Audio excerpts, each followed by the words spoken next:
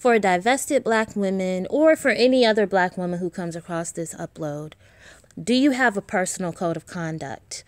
Do you have a set of rules, beliefs, values that you try to adhere to? And when I say do you have a code of conduct, this is not something that you would put on anyone else. I'm talking about what are your rules, expectations, and guidelines for yourself. Because I'm going to tell you what I'm realizing. A lot of the issues that are plaguing the Black woman collective exist in part because some of us don't establish any guidelines for ourselves. Why? Because we're so used to living based on other people's expectations. If you think about the images that are uplifted in the media, those images of Black women, and you see a lot of Black women saying, probably subconsciously, that, okay, this is what the world expects me to be, so this is who I'm going to try to be. You have a lot of Black women listening to Black men who ultimately do not have Black women's best interests in mind.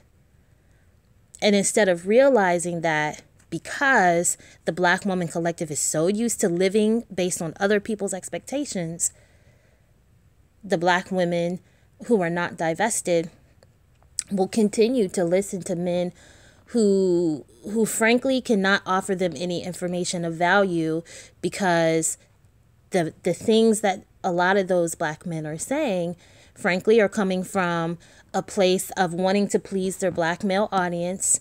And the reality is that when it comes to Black men on social media, they want to see Black women be verbally abused. I don't care what anyone says. I don't care who disagrees with it. I said what I said. These niggas are verbally abusive, and they will pay top dollar to hear Black women get yelled at, screamed at, and cussed out. But you have a lot of Black women who go into those spaces because there are a lot of Black women on social media who literally believe that, okay, if they listen to these Black men and listen to their expectations and do what those men say, then their lives will improve. And that's not the case. And baby girl, if you had a code for yourself, if you had expectations for yourself, then your life would not be dictated by what anyone else wanted you to do. Do you understand that if we took a look at those STD rates, the marital rates, and the out-of-wedlock birth rates,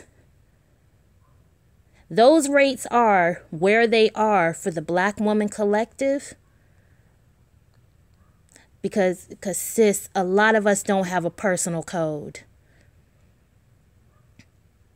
So it's just something to think about. And also, I'm working on a code of conduct for myself when it comes to social media interactions, because it's a lot easier to regulate spaces off of YouTube than it is to regulate a YouTube channel. And when I say that, it's like you can block people on YouTube, but they can still see your content and stuff like that. And so when it comes to me from now on, part of my personal code is that I will not be making video responses to Black male trolls because they feed off of the energy. And frankly, I'm going to tell you something that a lot of Black men do, and they have done it consistently over time. And because a lot of us as Black women have not caught on to it, it's difficult for us to organize in a meaningful way. Black men exploit the divisions and disagreements between individual Black women and groups of Black women. And what Black men will do is they will pretend like they support one Black woman or a group of Black women over another. But the real reason they're doing that is to be divisive. There is something that happened in a space that is not a divested black woman space. It's not even a black woman space, okay? But there is something that happened in a space on YouTube a day or two ago where the people in that space said, this is who we are. This is our code of conduct. They had a large debate about it. And guess what did not happen?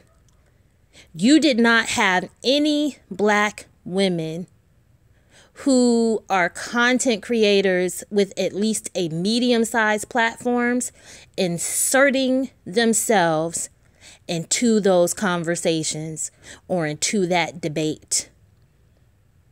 Pay attention.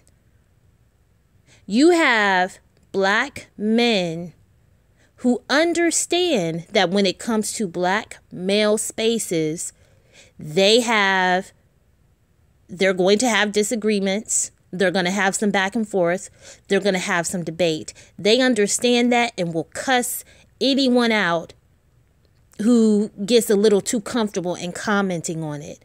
Yet, they are consistently involving themselves and inserting themselves into our conversations and into our disagreements. So for me, part of my code of conduct, and this is just me, I can't speak for nobody else, I'm not going to let niggas get too comfortable in my spaces. Because when you let people get too comfortable, they start feeling like they can comment on stuff.